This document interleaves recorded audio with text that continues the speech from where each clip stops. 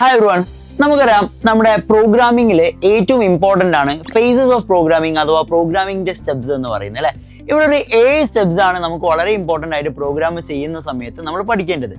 അതിൽ ഓരോന്ന് step by step ആയി നോക്കുന്ന സമയത്ത് ഏറ്റവും ഫസ്റ്റ് സ്റ്റെപ്പാണ് ഐഡന്റിഫിക്കേഷൻ ഓഫ് പ്രോബ്ലം എന്ന് പറയുന്നത് അല്ലേ. ഒരു പ്രോബ്ലം സോൾവ് ചെയ്യണമെന്നുണ്ടെങ്കിൽ നമ്മൾ ആദ്യം മനസ്സിലാക്കേണ്ടത് ഐഡന്റിഫിക്കേഷൻ ഓഫ് പ്രോബ്ലം അഥവാ എന്താണ് ആ പ്രോബ്ലം എന്നുള്ളത് കണ്ടെത്തുക എന്നുള്ളതാണ്. രണ്ടാമതായിട്ട് നമുക്ക് വരുന്നത് it is the preparation of algorithm and flow chart.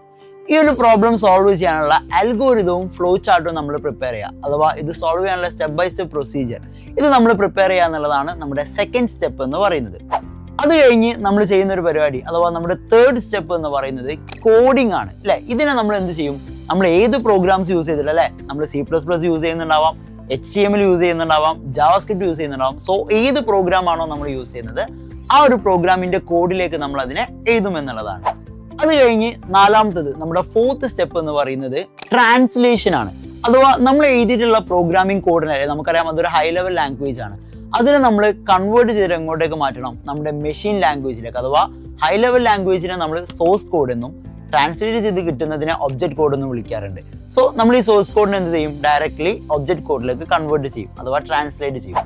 ഈ ട്രാൻസ്ലേഷൻ ചെയ്ത് കഴിഞ്ഞാൽ വളരെ ഇമ്പോർട്ടൻ്റ് ആയിട്ട് നമ്മൾ ചെയ്യുന്ന ഒരു നെക്സ്റ്റ് സ്റ്റെപ്പാണ് ഡീബഗ്ഗിംഗ് എന്ന് പറയുന്നത്.